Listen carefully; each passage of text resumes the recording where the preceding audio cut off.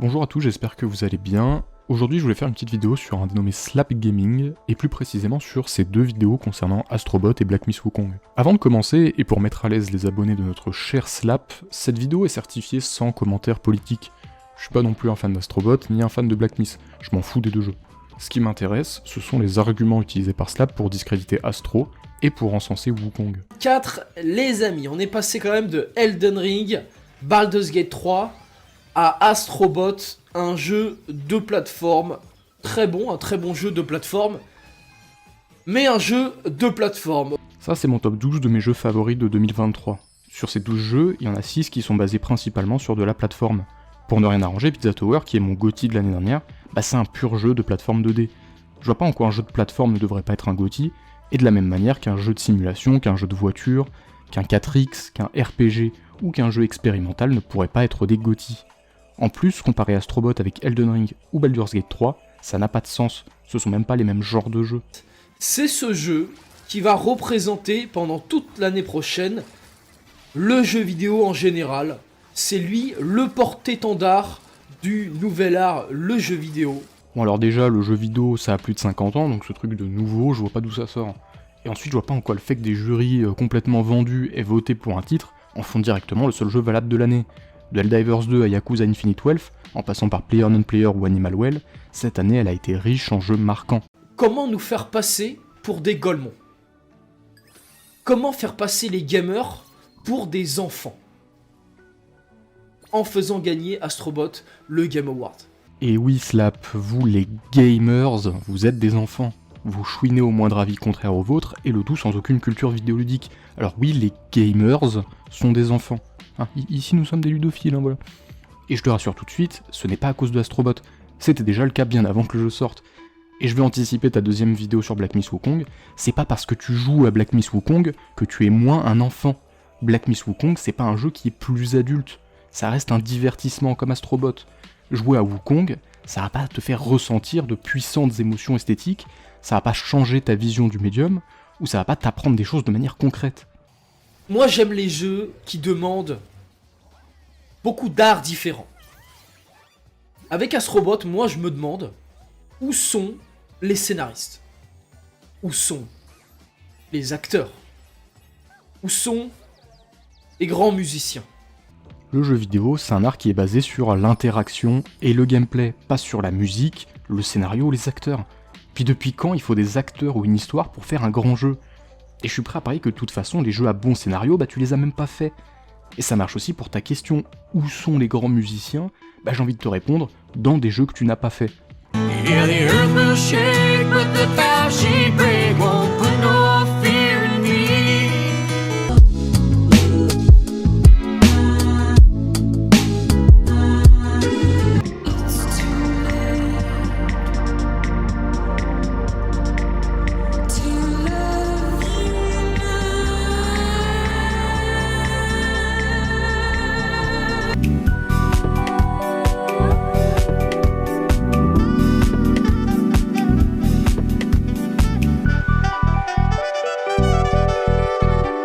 Mais tu sais quoi, je vais te révéler un secret, Slap. Je vais te donner la raison réelle de pourquoi les juges ont voté pour Astrobot.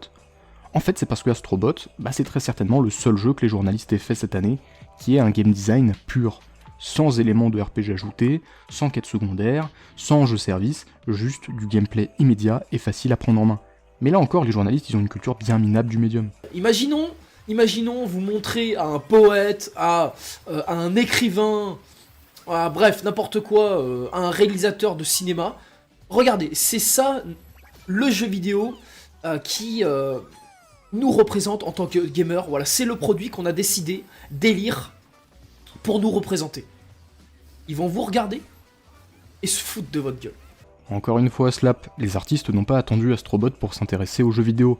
George Lucas et Steven Spielberg ont créé des studios de JV dans les années 80 et 90.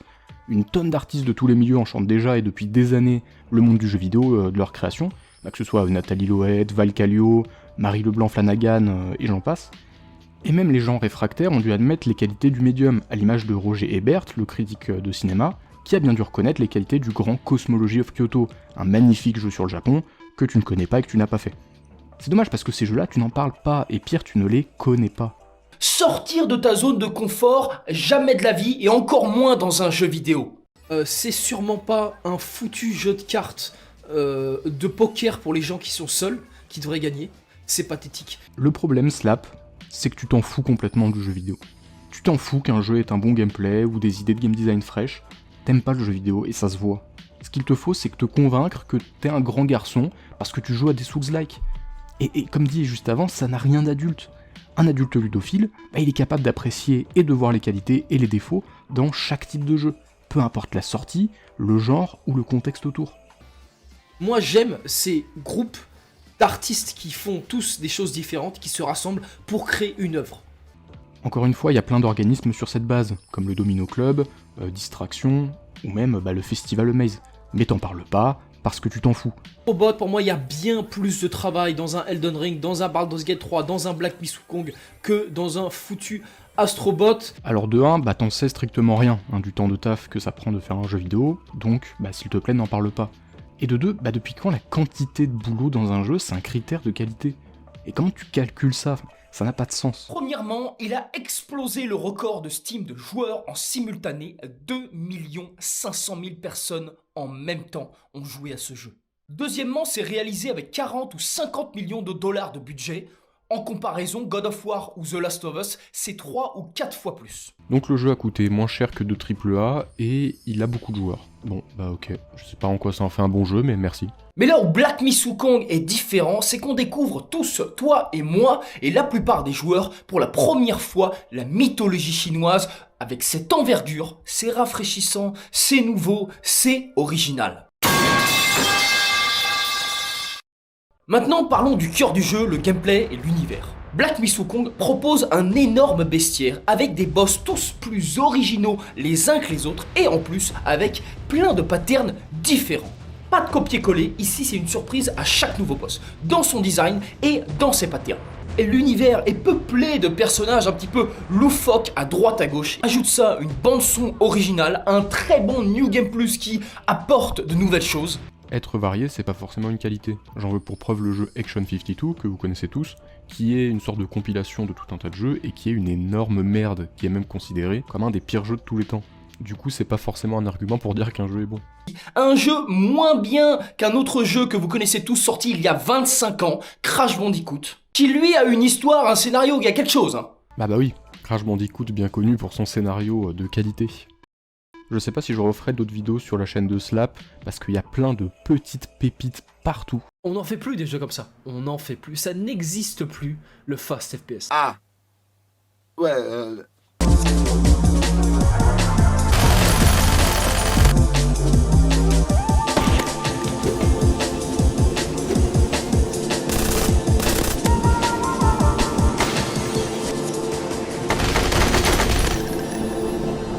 D'ailleurs, sa vidéo sur Elden Ring est un petit bijou. C'est pas vrai, faut arrêter de se mettre des doigts dans les...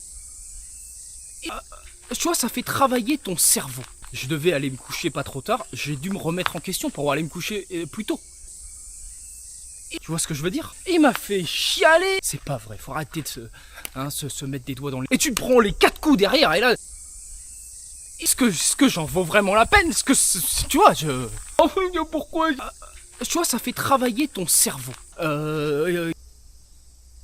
Largement. Et tu le sais très bien. Y a pas de musique. Y a pas de cinématique.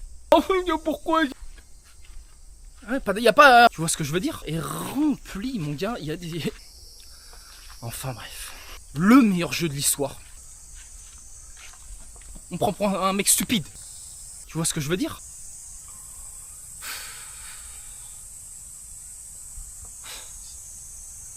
Est-ce que je dois en dire plus, quoi? Pars pas. Faut d'abord que je te parle de 3 jeux. En me baladant un peu sur la chaîne de Slap, j'ai vu que c'était un fervent défenseur des anti-woke et qui se plaignait qu'il n'y avait pas assez de héros, virils, blancs. Et j'ai envie de te conseiller 3 jeux à toi, petit droitard, qui n'en peut plus de voir des woke dans ton jeu vidéo. Déjà, il faut parler de Fallen Aces. Fallen Aces, c'est édité par New Blood, que tu connais parce que ils ont édité Dusk, ils ont édité Ultra Kill, Ami Devil, bref, tous les FPS de fou de ces dernières années, c'est eux qui les ont fait. Et c'est un jeu qui se passe à l'époque, l'époque où il n'y avait pas encore les woke, et où tu casses la gueule à des types tout aussi musclés et blancs que toi, où tu te balades, tu fais de l'infiltration, t'éclates des mecs avec des poils, avec des bouts de bouteilles, avec des flingues. C'est un immersive sim super sympa. En plus, il prévoit de rajouter un workshop, donc il y aura des maps modées, ça va être la folie. Jette-toi sur Fallen Isis, c'est très bien. Ensuite, si t'es plus années 80, cette année on a eu Mullet Mad Jack, qui est une sorte de post-void, avec un personnage complètement burné qui doit sauver sa copine à gros seins, de méchants robots démoniaques en costard. T'as un katana, t'as des flingues dans tous les sens, t'as une Ferrari avec une Gatling. Voilà, c'est la folie absolue. Et si jamais t'es plus un droitard du lourd réel, du lourd Moyen-Âge, je peux te proposer Death of the Reprobate, qui est le dernier volet de la série composée de Procession to Calvary et For Last Things. Et c'est un jeu de la lourde Renaissance, où tu joues un roi qui doit aider des gens, voilà, c'est super beau. Il y a toutes les peintures de la Renaissance, parce que je sais que toi t'aimes pas l'art moderne et que ça te fait chier. Et voilà, c'est certifié sans woke, voilà. Donc si toi en tant que droitardé tu ne te reconnais pas dans Concorde ou Dustborn, pas de soucis. Voilà, je te donne 3 jeux, ils sont tous les 3 très bons, va y jouer, maintenant.